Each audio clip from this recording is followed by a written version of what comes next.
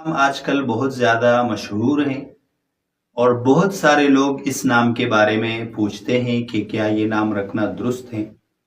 تو آج میں اس نام کی ساری تفصیل آپ کو بتاؤں گا کہ یہ نام رکھنا کیوں درست نہیں ہے۔ اصل میں ہم غلطی یہ کرتے ہیں کہ جب کوئی نام رکھتے ہیں تو اس کو انٹرنیٹ پر تلاش کرتے ہیں، اور انٹرنیٹ پر ہمیں جو بھی معنی لکھا ہوا ملتا ہے تو ہم اس معنی کو لے لیتے ہیں، اور ہمارا خیال یہ ہوتا ہے کہ اس نام کا یہی معنی ہے۔ مثال کے طور پر حورین کو جب آپ انٹرنیٹ پر سرچ کریں گے تو آپ کو وہاں پر لکھا ہوا ملے گا کہ بڑی آنکھوں والی، پیاری آنکھوں والی خوبصورت لڑکی، یہ اس کا معنی وہاں پر لکھا ہوا ہے، لیکن یہ اس نام کا معنی بالکل نہیں ہے۔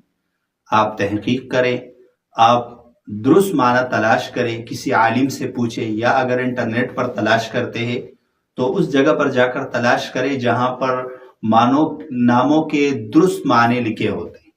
اب حورین کا کیا معنی ہے؟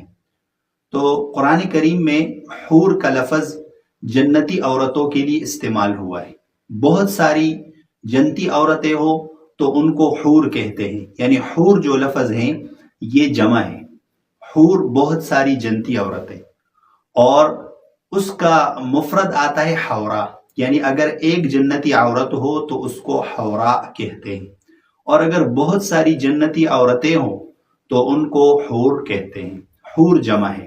البتہ اردو کے لحاظ سے اگر ہم اس کو لے لیں کہ اردو کے لحاظ سے حور مفرد بھی استعمال ہوتا ہے، تو پھر بھی حورین کا مطلب ہوگا کہ دو حوریں۔ اب آپ کسی لڑکی کا نام رکھتے ہیں، وہ ایک لڑکی ہے اور آپ نے نام رکھ دیا دو حوریں، تو یہ نام درست نہیں ہے۔ آپ کوشش کریں کہ ازواج مطہرات جو آپ صلی اللہ علیہ وسلم کی بیویاں ہیں، بیٹیاں ہیں، اور صحابیات ہیں، یا اور عربی نام جن کے معانی درست ہیں وہ نام رکھیں۔ اس طرح کے نام کہ آپ نے انٹرنیٹ پر اس کا معنی دیکھ لیا اور پھر آپ نے یہ سمجھ لیا کہ اس نام کا یہ معنی ہے، بعد میں پھر پریشانی ہوتی ہے۔